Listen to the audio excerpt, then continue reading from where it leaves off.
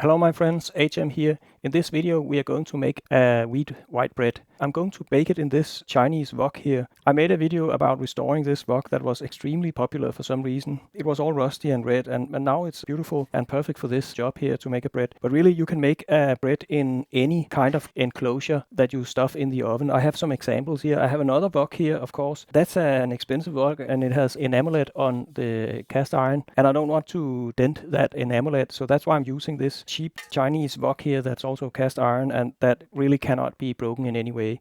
And if you just use it for baking bread, nor do you need to maintain the coating on it so that it doesn't rust. It won't rust if you just use it for this. That's what I use it for. But also you can use, if you have a big pot like this, just use it and then put a lid on or a flat piece of metal.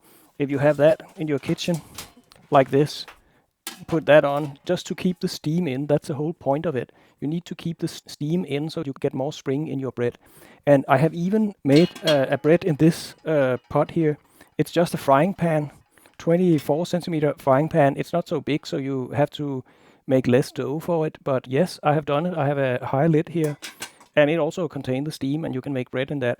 So it's just that if you see a video out there and they have some very fancy equipment, no, you don't need that. You just need to understand the principle that you have to contain some steam, preferable in a small space. Anyway, the bread we are going to make is my preferred method for making bread. It's a quick and dirty method that only takes like a combined 10 minutes. It won't become the best bread in the world. It won't get the maximum oven spring. Also, it won't get a super crispy crust, but that's okay. It'll be 90% of the perfect bread. But I also only spent like 10 minutes on it instead of spending an entire hour for making just one bread. I don't think my time is worth that, so I can't put myself into it to do that, the perfect loaf. And if I want a perfect loaf, yeah, I go to a craftsman's baker and pay $10 for a lovely bread, and then I get the best of the best. But this bread here you can make for $1 at home, and it smells wonderful in your home, and it's almost as good as the real stuff. So if you're interested in seeing this video, then keep watching, and I'll show you how to do it. Let's go over here. We need some ingredients, of course. Let me put that to 0, my scale. And then I have some water here. Should be 270. It's close enough. And here I have some salt. And I have 7 grams of salt that I stuff in it. And then I also need some yeast. I'm using dry yeast here, and because I don't have all day, I'm using more dry yeast than I normally would like to use. So I'm using 6 grams here. Normally I'll use half that dose, but it just goes quicker if you use more. Again, this is a little trick you can use if you don't have so much time and you want to get this bread done a little faster. I want to get it done today. So that was about 6 grams. Let's see if this other scale also agree with that. It did. And then we need 400 grams of flour. You need to buy a baking flour for making bread, and I have that over here. But I also like to put a little bit of more rustic flour in it, so I use some 30 grams of whole rye flour. But before I put that stuff into my water here, I'm just going to whisk it to dissolve the yeast here and also the salt. And then before I forget it, there's one more ingredient that I like to put in. I think I got it dissolved here. And that ingredient is vinegar. I use a French apple cider vinegar. I only use 5 grams of that. Just a little bit, little drop here. That was 8 grams. That's enough. And the reason I use a little bit of vinegar is that this is not a sourdough that I use for my bread. And sourdough has a natural sourness to it. That's part of the fermentation process, that some acidity comes into the sourdough, and that adds flavor. But you can actually add flavor by adding vinegar and cheating a little bit there.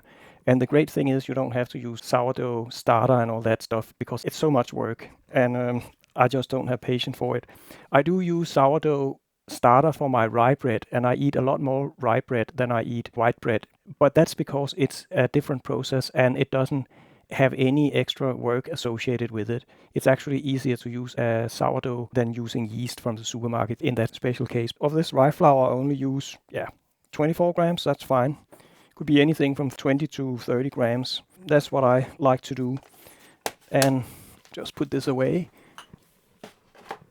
And then we need some baking flour, up to 400 grams here on this scale, and then We have mixed all the key ingredients. You can mix the dough here with your fingers, or you can use the end of a spoon as I do here. And then you can knead it, of course, also with your hands if you want to. But you can also just mix it with that spoon here and keep doing that. I also, because I do have a stand mixer, I put it in my stand mixer for 5 minutes to get it completely mixed. But that's not necessary. You don't need a stand mixer for making this kind of white bread.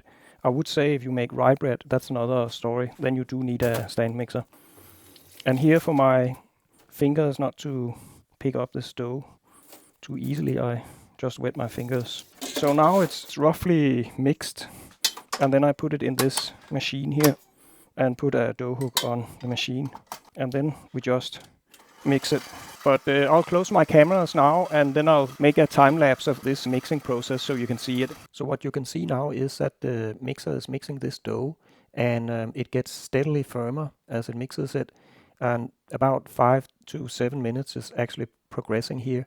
And in the end of this little clip here, it's about 30 seconds long, you will see that the dough do no longer stick to the sides of the mixing bowl, and that's when I know that I have to stop the mixer because it's done. Okay, we are back.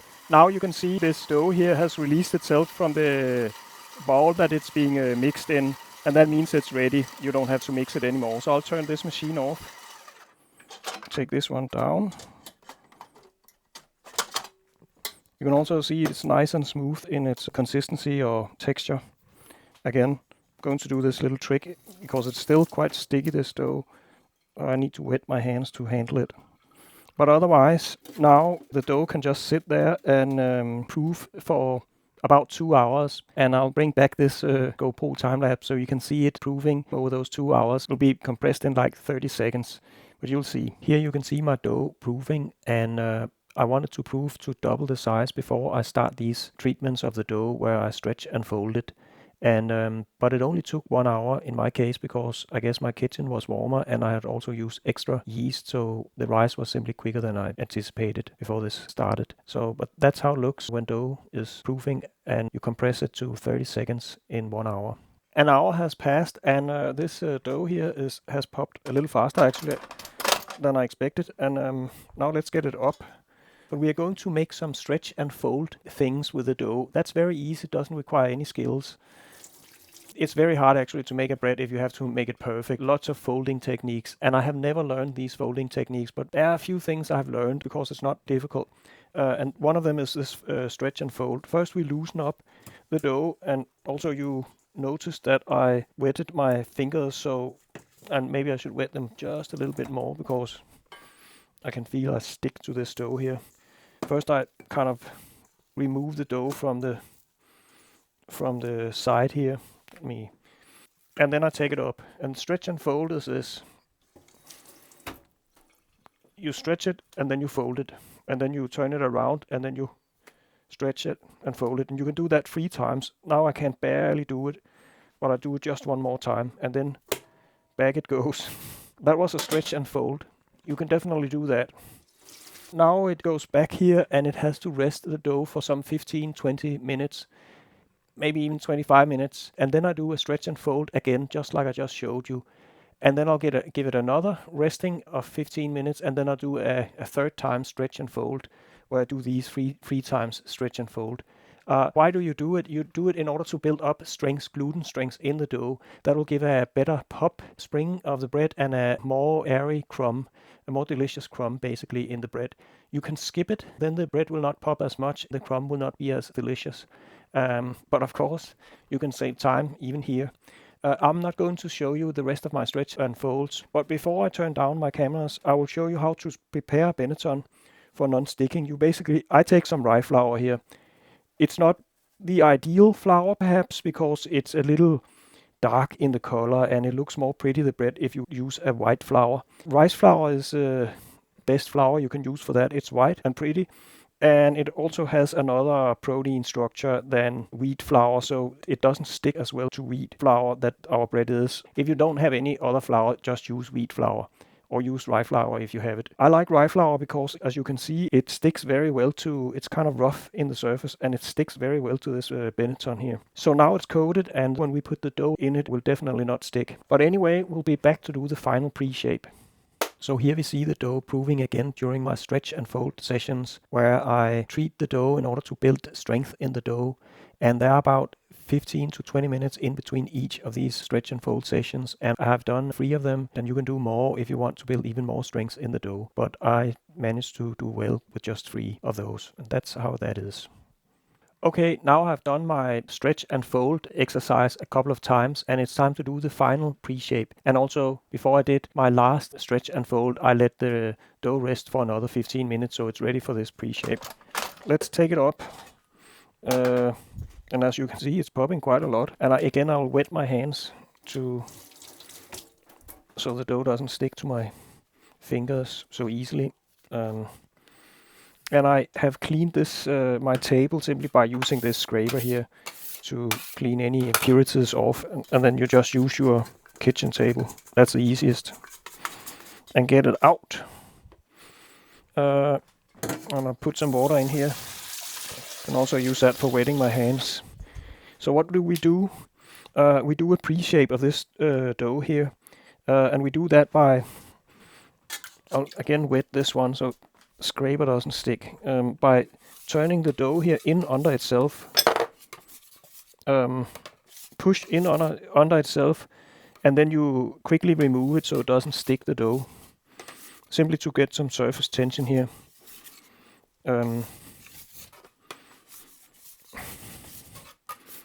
And you can see it gets a nice surface tension here. But you can also see some bubbles here. You don't want that. So I have a little thing here. It's used for chocolate, but I can also use it for this to get some of these bubbles out, because that will not make a pretty bread. It will just be a bubble that kind of bubbles up from the bread, and then when you bake it, and then that won't be good. Okay, so I think this is good. And now I have to let this rest for, I'll let it rest for 8 minutes, and then I'll put it up in my banneton.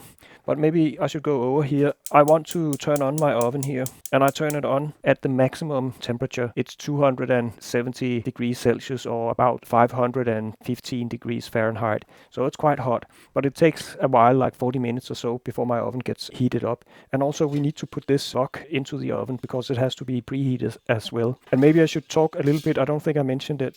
Why do I have these wires in the bottom here? It's because in my oven, and any oven bakes differently, so you'll have to make adjustments when you do this yourself. My oven has a pizza stone in it. It's also a gas oven, and that pizza stone is pretty hot in a very hot oven, and together with this iron cast wok, it's just too much. So I have to do something to take the bread up from this wok so it doesn't get too burned on the underside compared to the top. And this is what these are for, and it works. So, but okay, let's get it in.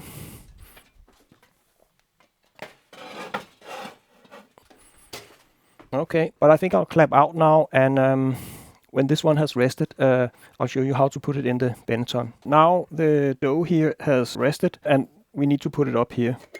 And I will try to coat the bread here with these maize grits, because it gives a nice crispy crust to it, and it also prevents the dough from sticking in the banneton. And we'll just take up what we don't use here and put down back in this thing.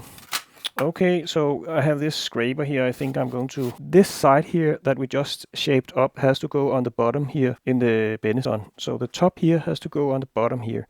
So that's the trick.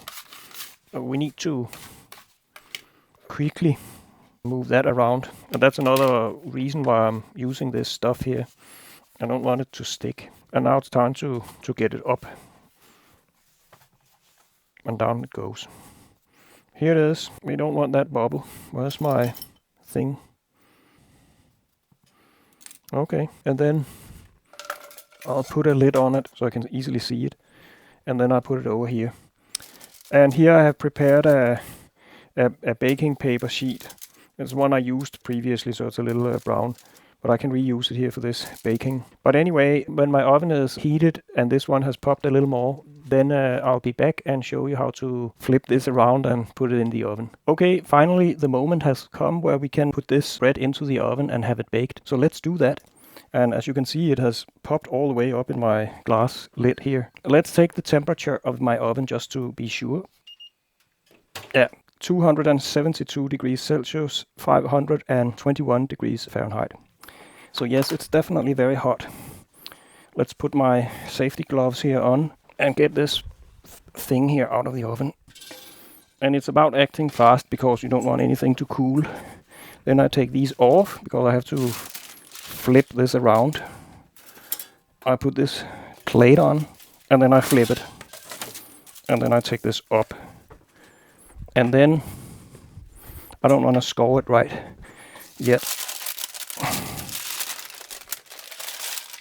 Put it down there. Then I have some water spray, just plain water. Score my bread. Well, we do that quickly here. And now we're ready.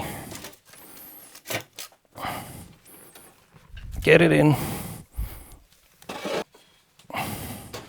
And I'll shut down my cameras and then I'll start a time lapse with GoPro filming my oven. So the bread here is in the oven being baked and it's rising. That's called oven spring.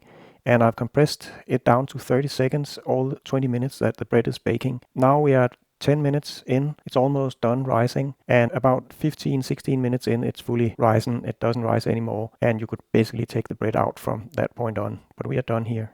Okay, now the time has come to take the wok out of the oven and have it browned instead. Let's do that.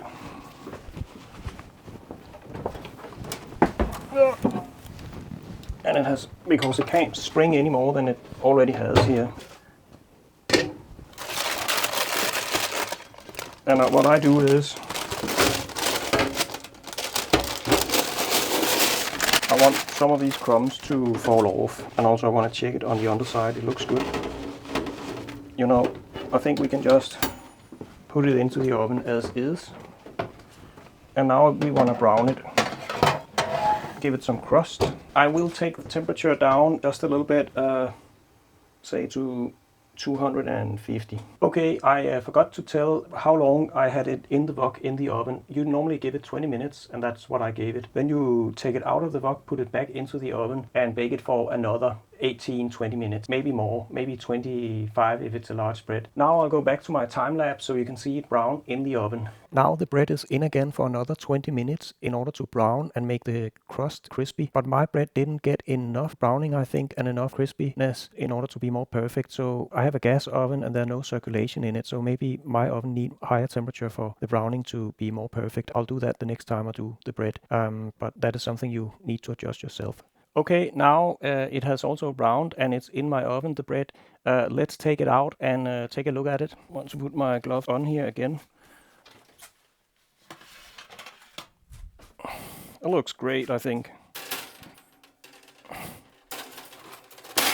I think it looks great. Now it just have to cool, and it also had a pretty nice oven spring. Very good. And the thing about this bread is, as I said, it's $1 instead of $10 at a bakery, and I think it's 90% of what a craftsman's bakery bread is, which is the best of the best. But this is pretty darn good for a homemade bread. And now it just needs to cool, and then we'll have to cut it up and see how good this bread really is. But I'll shut down my cameras and I'll be back when it's completely cooled down, and normally it takes 3 hours. Now we are back here. A couple of hours has passed. The bread has cooled down completely, and let's take a look at it. I think it's quite beautiful, and but the most important thing is, how does it look on the inside? I would cut it in a machine, because the idea here that I have is that when I make bread, I can make 2 breads in one go, and then I basically cut it up and bag it in some plastic bags, and then I freeze it down in my freezer. So I have some frozen slices of bread that I can put in my toaster and have a lovely piece of crispy roasted bread, and also the smell from the bread that has been roasted. That's how I like it for every day. And I use it kind of as a substitute for candy, which is not healthy. Bread with butter and marmalade or some honey is also not too healthy, or some cheese, but it's very delicious. I have it like a treat when I have to spoil myself a little bit. But let's cut this bread up here and see how it looks like on the inside.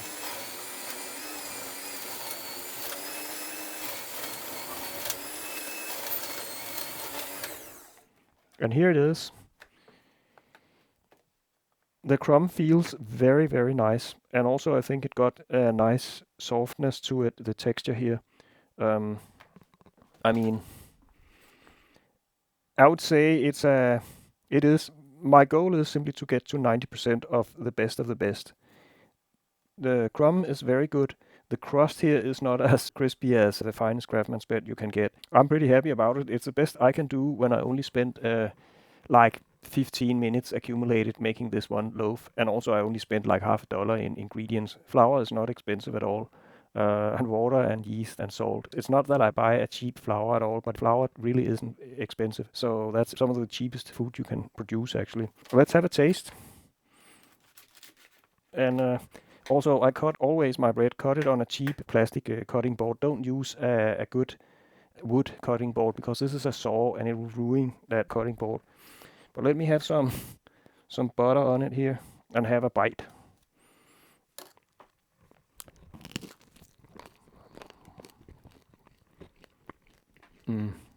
I'm very happy about it.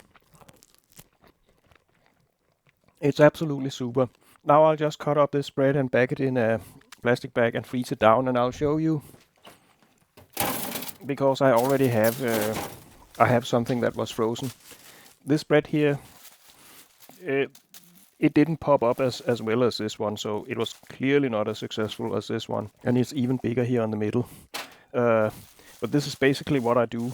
Put them in a plastic bag, freeze them down, and then I can have a little treat here easily by roasting this. Now, of course, it's just made, so the bread here is great for eating right now as it is. You don't need to roast it at all. But I think with bread, it gets boring the day after.